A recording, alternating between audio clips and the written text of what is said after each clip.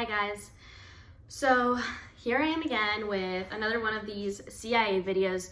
These always do really well, and I feel like there's not that much information on the Culinary Institute of America in YouTube. As I've looked up, like when I was gonna start going to school, there wasn't a whole lot of information on it, and there still really isn't. So I do love doing these videos so then prospective students and even students that are there now that aren't as well versed in certain aspects of the school, they can get a little bit of an understanding. So today I'm going to do something that I would have liked to know, and I think everybody wants to know, which is let's talk money. Let's talk actual money, money value, like actual numbers that are presented by the school, how the website works, how the checklist works when you're starting out. And I kind of wrote down a couple of notes I want to go over, and then things that are really important for you to know how to pay for school. And I think that's really going to be another video because I've been able to receive so much aid, so many scholarships, and I will talk about this later on in the video, but there's so many different ways to pay for the school, and I just don't think that money should be something that's stopping you from achieving your dreams. I think money comes and money goes, and if we're not able to work for our dreams and really live them out in this amazing country where we are given the opportunities to do so, then what are we really living for? So stay tuned, and the video starts now. Okay, so starting out, your first semester, there's a certain checklist that we have to go through. So let me show you guys what it looks like. 1 second. While it loads up. So this checklist is what you have to go through before you can even see anything on the money aspect. Like before you can even know how much you're paying, you have to go through all of this to get there. So I'm gonna go to my 2018-2019 academic year and show you what it did look like for me, but now everything's gonna show completed. So this is what you're given. At first, the number one thing to do is always do your FAFSA. I always try to do the FAFSA a year ahead of time. Like as soon as it comes out, I try to complete it because every school always asks for it. Then the school itself will ask for some required documents. I forget which one of those it was, but as you go, you just go through the list. Then financial aid is going to review your application. If you have other scholarships, you can turn that in as well during the required documents, I believe. Then the financial aid office is going to come up with numbers to give you financial aid, loans, scholarship, whatever it is, they're going to give it to you. And then you're going to be able to click this link right here to review or accept your financial award package. Once you do, if you are given any loans, or even if you don't accept them, or if you do, I believe, you have to complete these two like notes. There are things that hold you accountable for paying them forward, and I believe you do them through like it's a government application, and they give you the link. So it's really kind of self-explanatory. That's really that. Then at the end, once you complete the notes and the loan applications and things like that, then you'll get your final letter. This is what details everything you've been given and everything you've accepted. And it's called your award letter. So for me, let's go into that. This is the official letter that details all the awards you're given and the aid you have accepted. So this is what my value came total. So my total aid amount was $23,629. Now that's a different number from what they recommend to be your budget, which is $24,540. Now, numbers are a little bit different than this. This is what my award package looks like. So this is a different look to that award letter that's more official once everything's accepted. This is what you first receive. So this is all the money I don't have to pay back. So these are the awards and recognitions and scholarships I've received, as well as the federal grants that I'm given through the FAFSA. After that, I'm also given a work study. I always recommend to do the work studies because even if you don't end up working, this can help you in case of an emergency. Then I had my loans. My first semester is the only semester I have taken loans so far. In order to be able to get through it, I had to take a Discover private loan, and I got two loans from the government.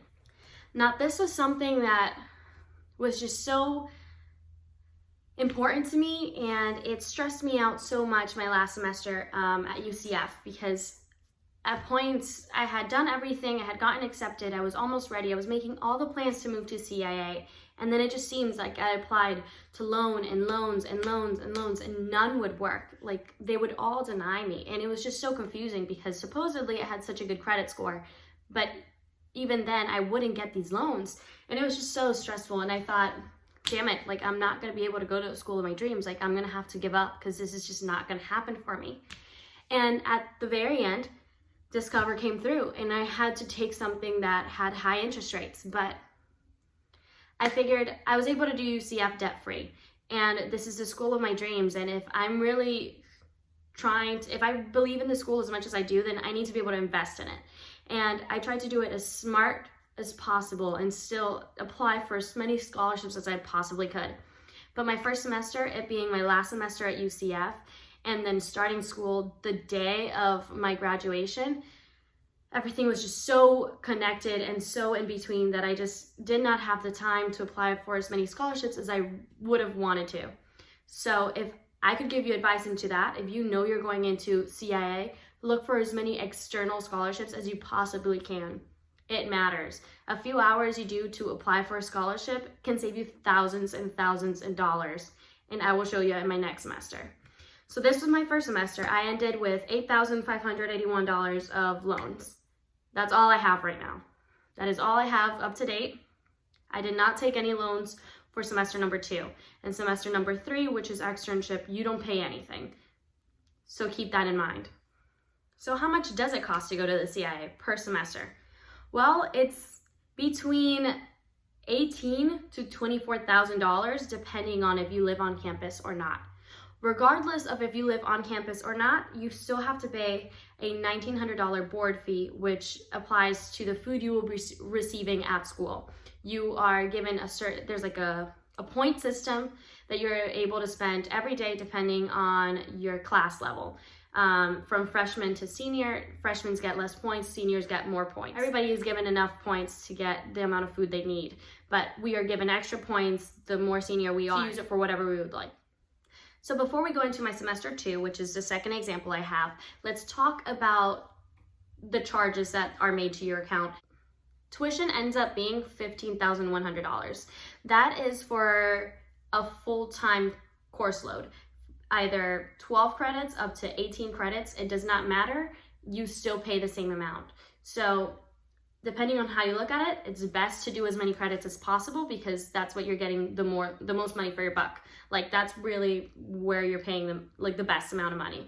Because if you're doing 12 credits, you're paying the same amount as somebody that's doing 18 is doing. And the one that's doing 18 can possibly finish faster. Then after that, it's your fees. We have a board fee, like I said, which is $1,900. You have the general fee when you start, which is $760, and these can vary depending on semesters and how much money changes. But that's usually for like supplies and things like that. And then there's a uniform fee, which is $1,000. The last charge is the housing rent, and housing, depending on what you choose, if you're living in the residence halls, in the townhouses, or in any of the other residence areas, it depends on if you have a single unit, triple, double, like it varies. I had pretty much the cheapest thing, which is $3,755, and that was for a double in a residence hall. I don't think it's worth it to pay any much more money to get anything else, but I mean, that depends on the person and what your living situation and what your financial ability is. But I had already struggled so much to even start school and get a loan, so I wasn't gonna get anything that's gonna cost any much more than that. So those are all your fees. So tuition, it's $15,100, fees were $36.10, and room was $37.55. That ends up being a total of $22,465. I received aid for more than that. So that amount you would be refunded depending on what type of aid or scholarships you are receiving. Or if you would like to, I'm not sure if there would be a way to push it to the next semester so you could use that leftover amount. Or, I mean, if you do get it refunded, you could always save it to use it for the next semester. But you do get refunded amounts, and I have gotten refunds every semester. So depending how you look at it, like the more scholarships you apply, I mean, you can only make more money. Second semester was different. Tuition went up a little bit and it ended up being $15,540. The fees went down because I no longer needed my uniform and supplies, so that went to $26.90. And then the room ended up going up a little bit to $38.60, with the total being $22.90 as the total amount for second semester. However, of those $22,000, I don't have to pay back a single bit. I got 100% of that covered through scholarships and financial aid. If you guys want to know how that works and how you guys can do it yourself, so you end up I ended up getting paid back. I got money back from my scholarships that I was able to use for many other things that I needed, especially paying back those loans that I had at the beginning. So again, if you guys want to know how to pay for college and not have an incredulous amount of debt, let me know in the comments below. To keep going, my third semester, and a lot of people don't know this, but externship, you're still part of the school, you're still registered, it's still part of the program, and you're going out to get paid at a different restaurant, different hotel, whatever program you choose, and you're getting credit for school, and you have to complete a portfolio, a big project. However, you don't pay at all for that semester. Your third semester is completely free. So first and second are both an average of $22,000 if you're living on campus.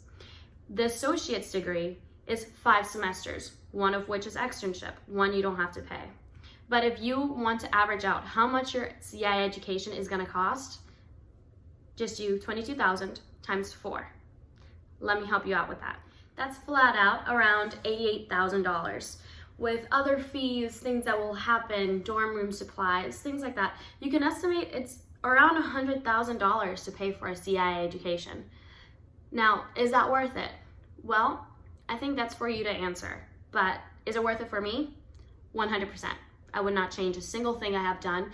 I will not regret going to this school ever. And the amount of opportunities and things I've been able to do because of this school, I am just forever grateful. So again, if you need help figuring out how to pay for it, how to accomplish your dreams, just let me know in the comments, and I am more than happy to help anybody that needs it.